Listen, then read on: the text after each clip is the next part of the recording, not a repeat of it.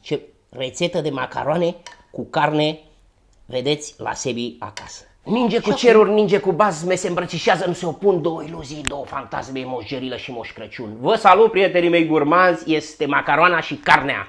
Astăzi o să vă prezint rețeta de macaroane cu carne definitivă. Dar trebuie să respectați ingredientele, condimentele, nu toate ingredientele, condimentele pe care vi le-am pus eu ca să obțineți același gust, adică să danseze limba când îl mâncați, da? Haideți să nu vă mai țin de vorbă și începem rețeta. Vă prezint ingredientele. Sub acest video găsiți toate ingredientele și cantitățile exacte, da? Începem. Haideți să vă prezint ingredientele. Prima dată, macaroanele. Eu, ca să nu întârzi prea mult cu video, le-am pus la fiert, da?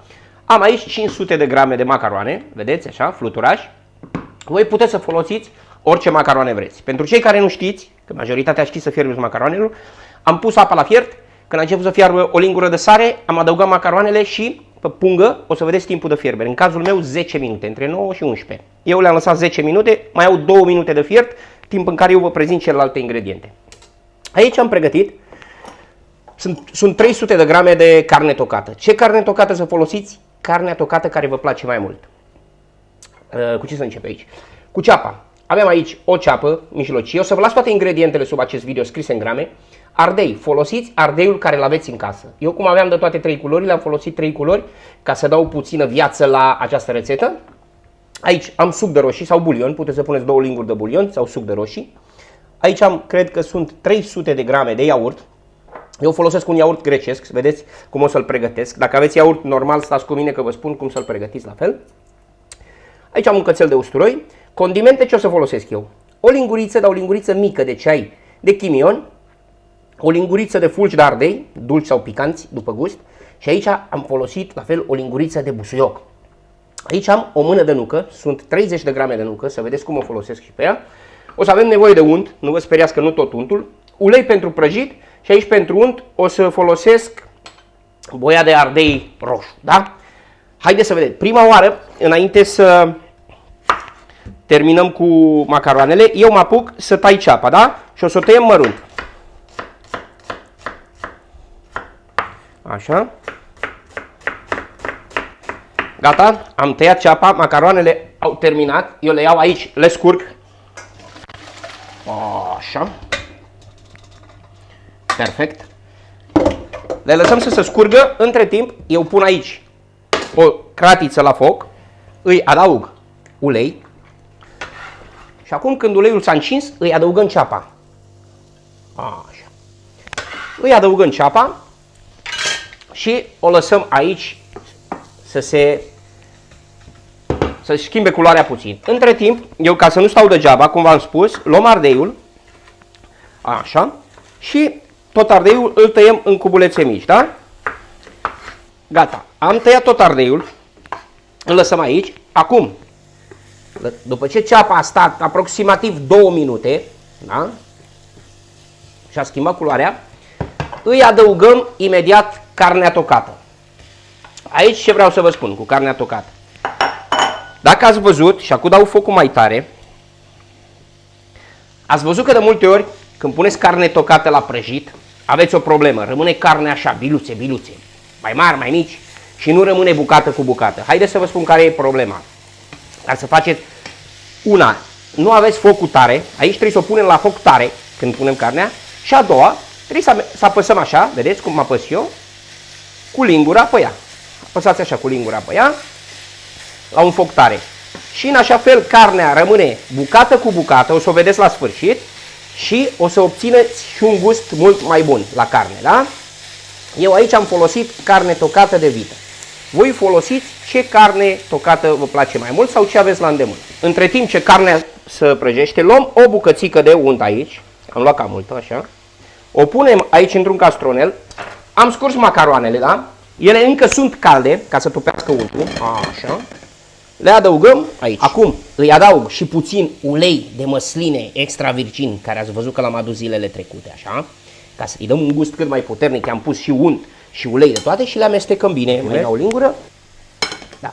Trebuia să le pun într-un castron mai mare să putem să le amestecăm bine, da? Voi le amestecați bine, să amestecăm uleiul și untul. Și aici macaroanele le avem făcute. Bun. Acum ce fac? Nu opri, continui aici să filmez pentru că vin copiii de la școală, prietenii mei gurmanzi și trebuie să am totul pregătit.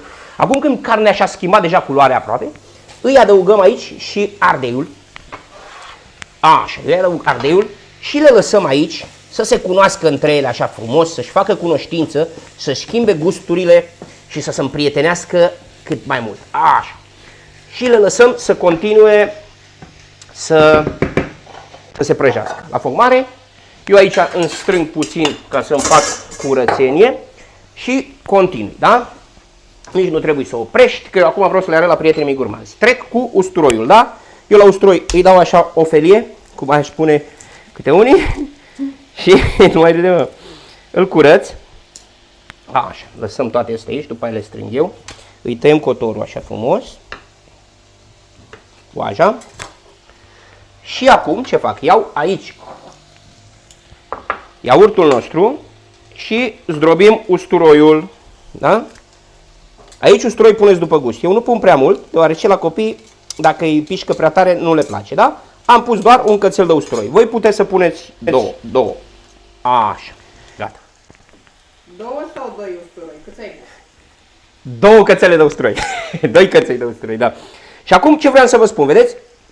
Iaurtul meu este grecesc, este un pic mai consistent, așa. Dacă folosiți iaurt natural, îl lăsați așa. Dacă nu, eu îi adaug puțină apă, puțină, nu multă, da? Ca să-l facem puțin mai cremos. Iaurtul avem, macaroanele le avem, imediat scoatem și... Ia să-l și gustăm. Mai merge un pic de usturoi, voi puneți mai mult. Să nu uităm condimentele, imediat aici o să le pun ca să nu uit. Sare, că nu m-am spus la început. O să-i adaug sare. Wow, ce miros frumos, da? Vedeți ardeiuțul așa mai mare, frumos, să vadă culori la macaroane, să ne dea poftă să mâncăm. Da? Ei, prieteni mei gurmanzi, dați un like și abonați-vă la canalul meu dacă sunteți noi, da? Și distribuiți-o și cu prietenii voștri să mănânce și ei bine. Haideți!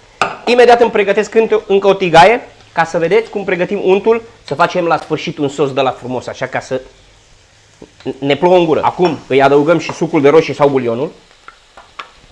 Aici, după cum vă spun, voi cei care găsiți bulion de-al nostru românesc, bulion, puteți să folosiți bulion. Eu am folosit un suc de roșii cumpărat de aici pentru că nu găsim bulion de-al nostru românesc, da? Acum puteți să lăsați focul mai mic și le lăsați să se năbușe bine aici. Bun, imediat o să-i adăugăm condimentele. Acum că era să uit, nucile noastre, voi puteți să le pisați. Puteți să le pisați sau dacă nu cu un cuțit, le luați așa. Uitați cum le fac eu. Și le tăiem așa. Le tăiem în bucățele așa. Mai mici, mai mari, ca să se simtă în macaroane, da? Facem ceva mai special astăzi. Uite așa, eu le iau și le tai un pic. Și adăugăm și nucile aici peste carne. Da? Le adăugăm să amestecăm toate gusturile aici între ele. Bun. Am adăugat nucile și acum continui cu ingredientele. Îmi adaug fulgi de piper, de boia sau de ardei, că nici nu mai știu cum să le mai zic. Bun, aici adaug chimionul. Chimion, nu chimen, da? Chimionul îi dă un gust excelent. Eu îl pun în piftele, în carne tocată, când am ocazia pun. Și aici, la copii le place foarte mult, busuiocul dă un gust și el foarte bun la sosul de macaroane, la această carne, da? Voi, dacă nu aveți, puneți ce aveți în casă și folosiți ingredientele care vă plac mai mult, da? Eu aici doar vă dau o idee și voi o dezvoltați sau o simplificați cum vreți. Așa. Să nu uităm să-i punem și sare. Așa că sare nu i-am pus.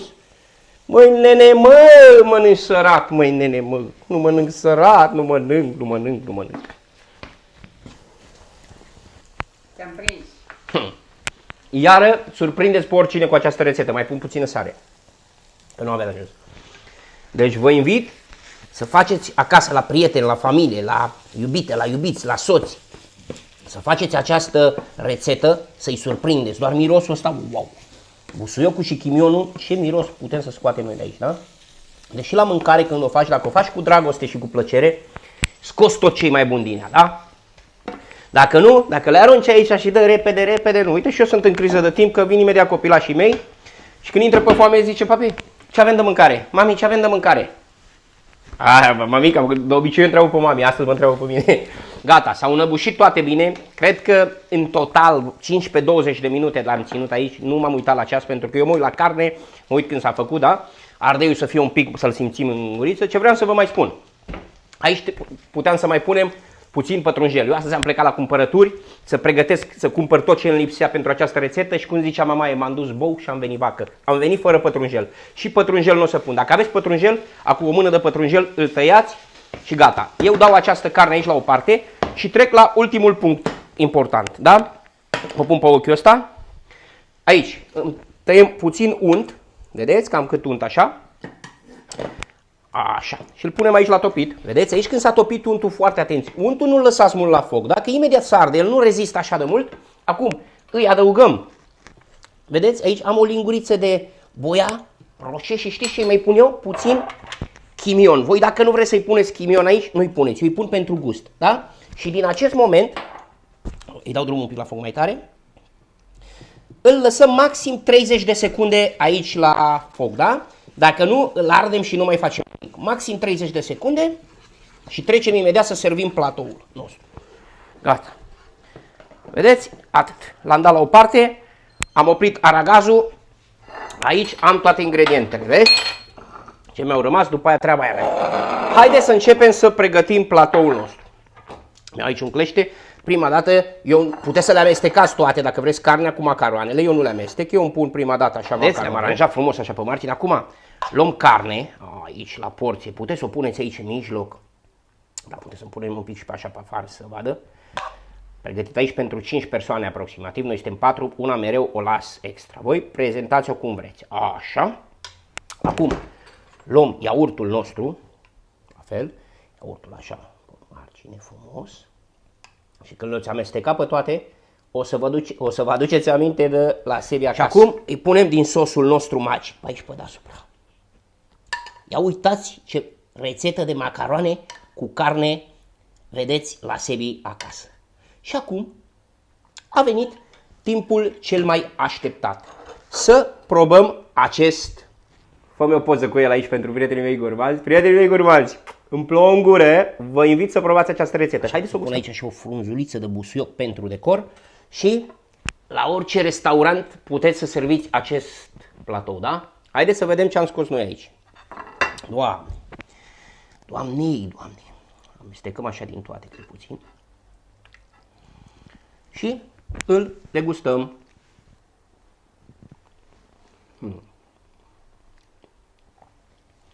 Așa a luat-o creierul.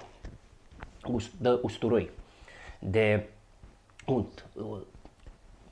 Toate ingredientele care le-am pus aici au o combinație perfectă, da? Vă rog să probați cu aceste ingrediente pe care vi le-am prezentat eu, da? Iar am lovit-o, da? Le serviți calde, la platou sau farfurie. Vă aștept cu un like. Dacă faceți această rețetă, publicați-o în Instagram, etichetați-mă în Instagram, vă aștept să mă urmăriți și în Instagram la Sebi acasă și ne vedem într-un nou video. Dar nu înainte să vă reamintesc că sunteți iubiți prietenii mei gurmanzi. Haideți, mănânc cu poftă astăzi.